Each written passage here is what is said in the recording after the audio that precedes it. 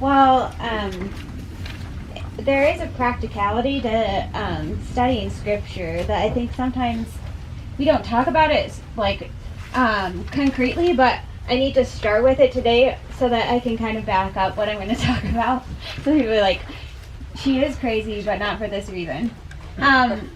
So when things are overwhelming, which they are so often, I think that what we're trying to do at some level is look to Jesus to say, okay, well, he was able to calm his environment and remain peaceful to the most part, or come back to a peaceful state if he veered off, to self-correct.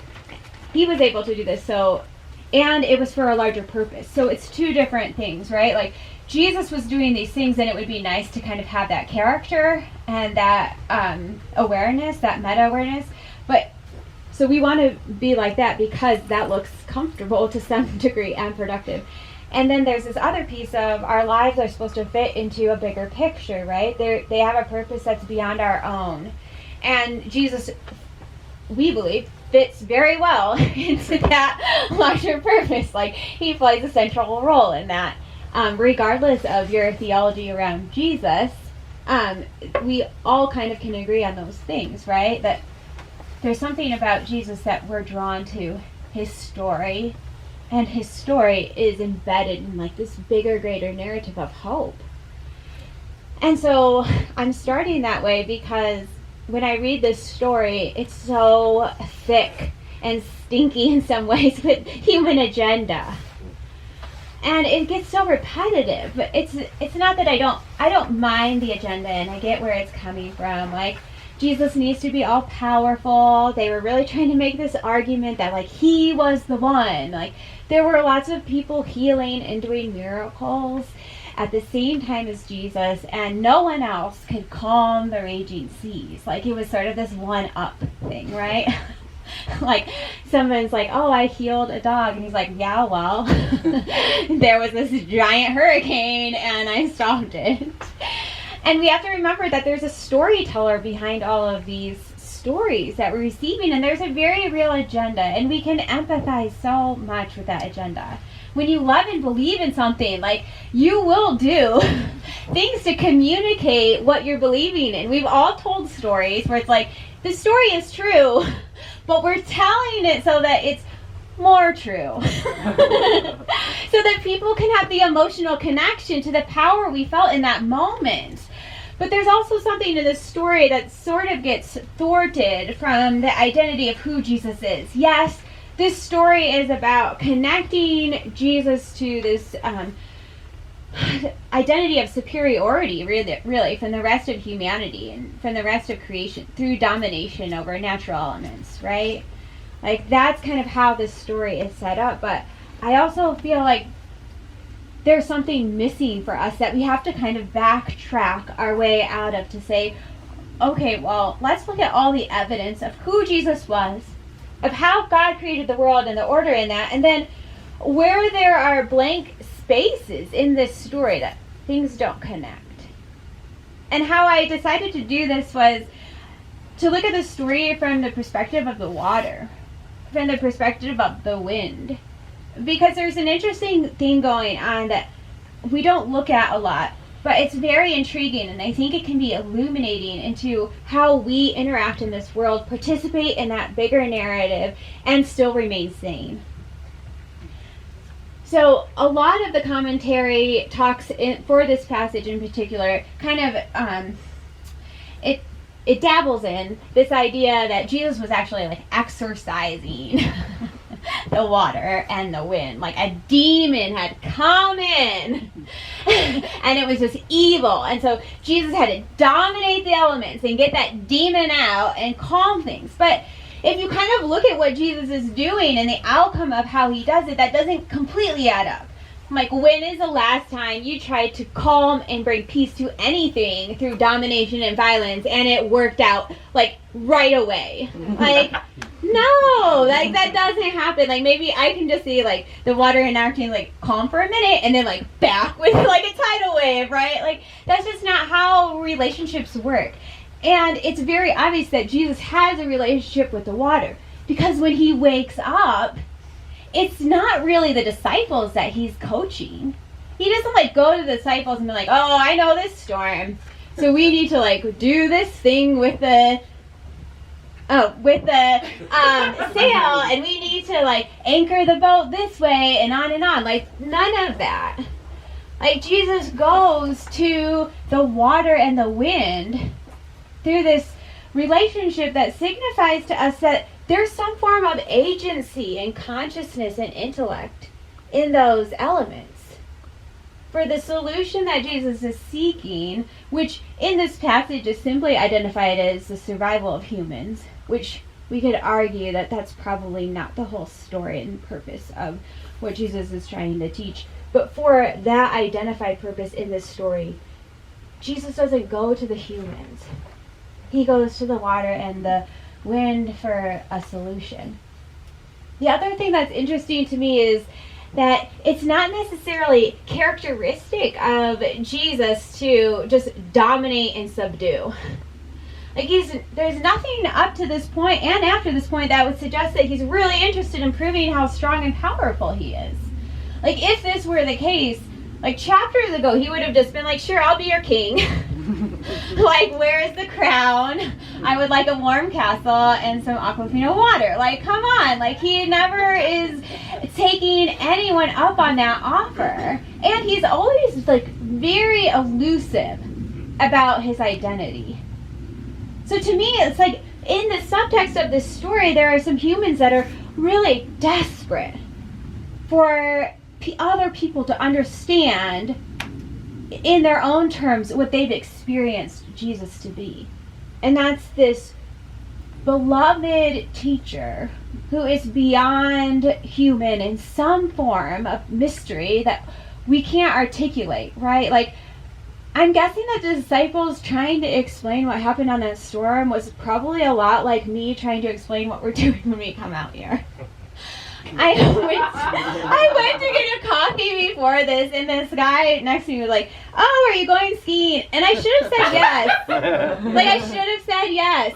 But instead, and this is like worse, it's gonna get worse, Jamie. Instead of just like lying, the easy lie, I had to make a hard lie up so that it was less of a lie, because I feel guilty about lying. So I was like, oh no, I'm going out to turn some compost for the garden. And he's like, oh, you're gardening already? And I'm like, well, like, how there are things that you have to experience to understand, and I feel like that's probably what the disciples were trying to do. And so eventually they probably learned to say yes to the questions that the people around them were asking, like, yes, I'm going skiing, because that will make sense when I'm wearing these pants. Like, yes, Jesus dominated the sea, and he told the wind to stop, and that's what happened. Like, I think that there's just this part of us that, like, it's so hard to explain things that are mysterious and magical and real in this world. Pat McEuen is just one of the most magnificent people I have ever heard of. Her native name is Women Stand Shining. She's a Navajo and Lakota activist. And there's this 5-minute film that I'm going to send out with my message later on, where she's talking about how water is alive and listening to us. And she tells about this experience where just like out of nowhere, 8 gallons of water a minute is just like coming up from the ground. And she is overwhelmed with just all the loss that could happen from the destruction of this water. And so she gets to this point where she's just so afraid of losing her home. And on the video, she says, this is what she tells the water. If you need to take my house, it's okay, because there's something that you're trying to do here. And there must be something that my community needs for you to arrive like this. And so I will be with you, and I will protect you. And it's from this posture of partnership that McCabe starts to explain that she's listening to and directing the water, telling the water, well, you really shouldn't go this way because the community is not going to like that. You're going to destroy this water, and you really shouldn't come here because that's going to take my house down. And I don't know what the right thing to do here is, but I'm asking for your help. And she leaves for 2 weeks, and she comes back, and she finds that the water had split into 2 different ways around the community and gone back down into the ground.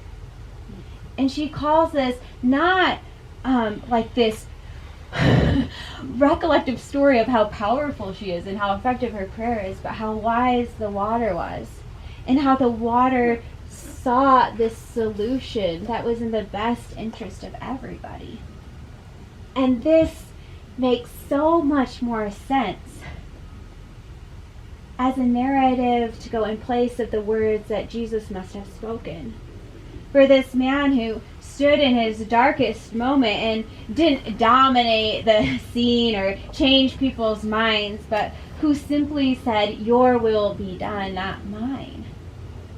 This is much more imaginable, that Jesus stood with the water, with respect, with partnership, with collaboration, and that the water had a wisdom that saw the greater purpose of Jesus' life, or understood the greater purpose of this boat, or it doesn't really matter what the purpose was. The outcome was calm and peace through partnership, through creativity, through reciprocity. This story today is bigger than just human survival.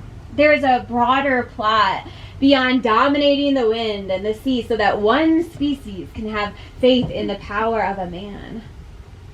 This is a story told not only by human tongue, but by water and the wind. This is a story not of faith in the power of Jesus as a man, but in the elements, the earth's willingness and ability to sustain all life in response to right and reciprocal relationship. The faith we are to have is the same faith that Jesus exhibited in his willingness to face and engage the storming sea with words less likely to have laden with rebuke and more likely to be echoes of the words we know he later spoke. Not my will, water and wind, but yours be done, because I have faith in you. And the solution to the human surrender, to the divine cooperation, was calm and peace.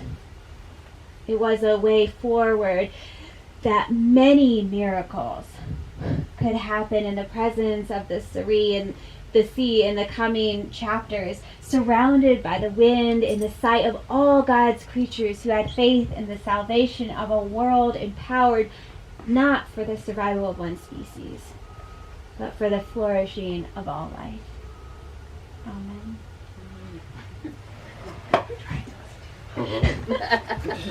She's like, yes, Mom. Belly rubs. Belly rubs.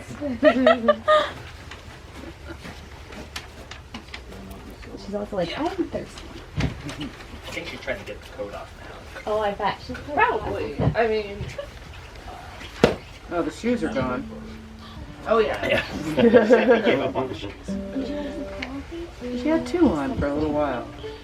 I like those words. Not my will, but yours be done. And the next 2 songs actually fit with how I understand prayer as a request, partly for the eyes or the heart or whatever, in order to see the situation rightly and respond appropriately.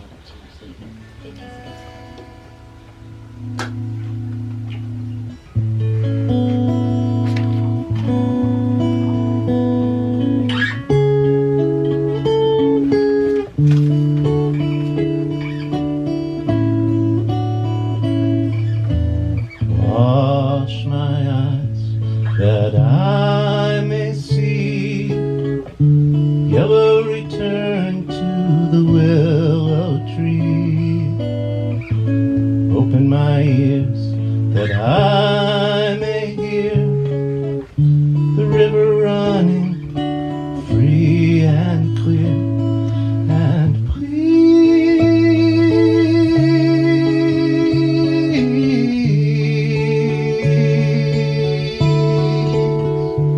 wash my eyes, and please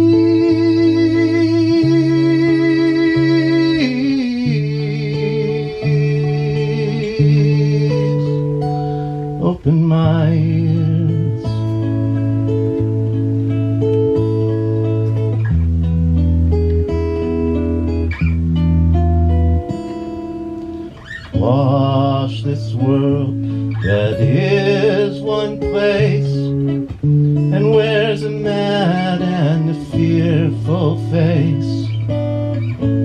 Let the cruel raging sea let these children sleep in peace and please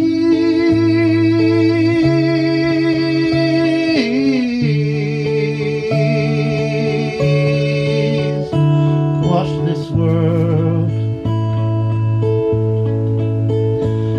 and please